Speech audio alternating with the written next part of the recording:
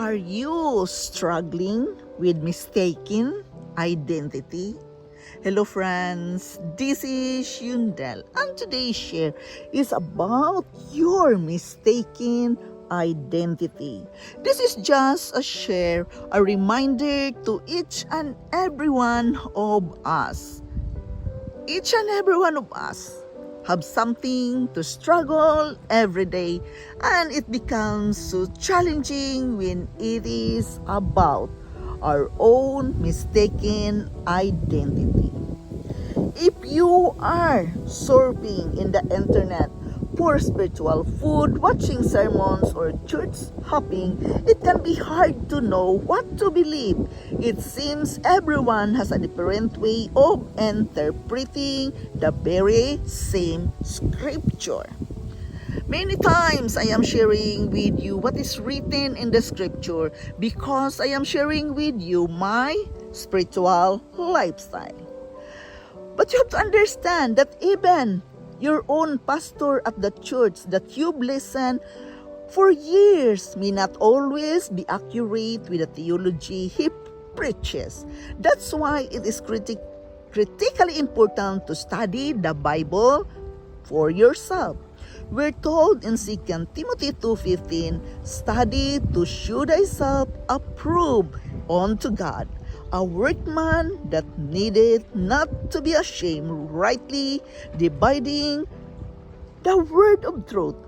There have been false teaching dating all the way back to the Bible times, which is why you simply can't accept what others are teaching at face value. You need to study for yourself.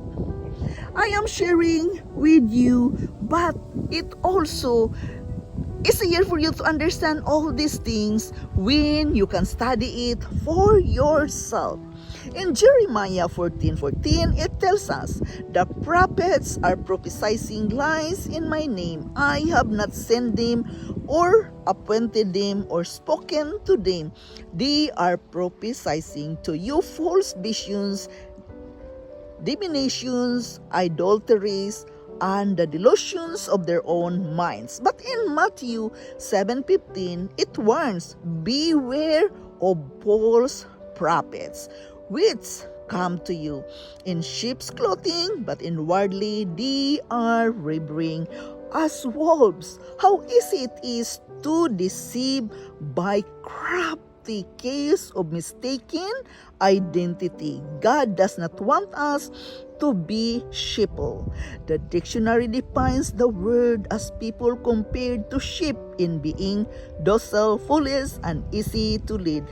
There's an old expression that goes like this: if you don't stand for something, you'll fall for anything.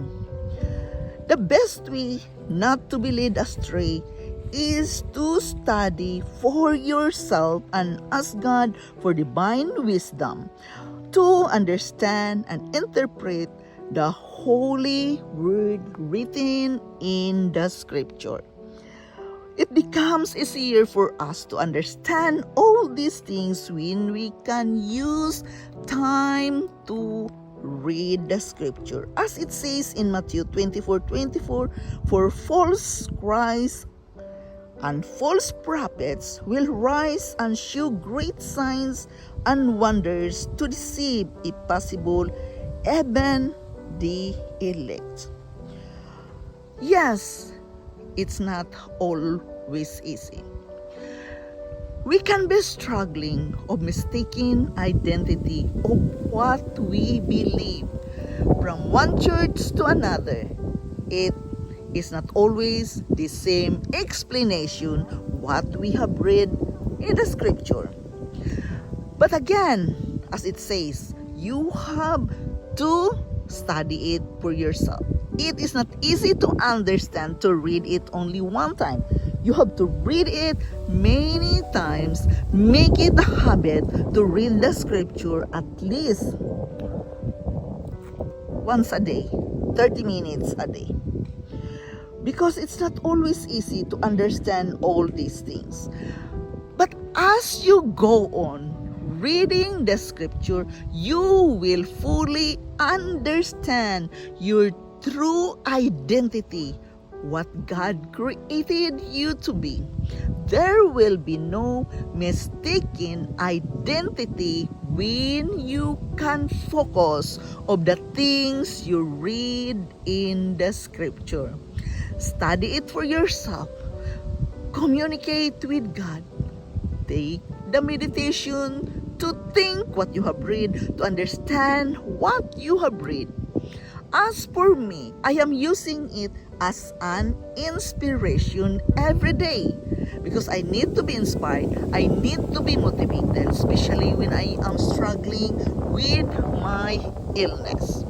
I need to keep on going. And where can I get my strength? It is written then in the scripture that you can do all things through Christ who strengthens you. Yes, if you believe this verse, if you believe what is written, you can use it as your guidance, as your inspiration, or it will help you to be motivated. Remember always, you are not alone. You can work on with your mistaken identity through learning it and reading it by yourself. This is Yundel. Thank you for listening. Thank you for dropping here in my channel. I am very grateful to each and every one of you. I love you all and bye-bye.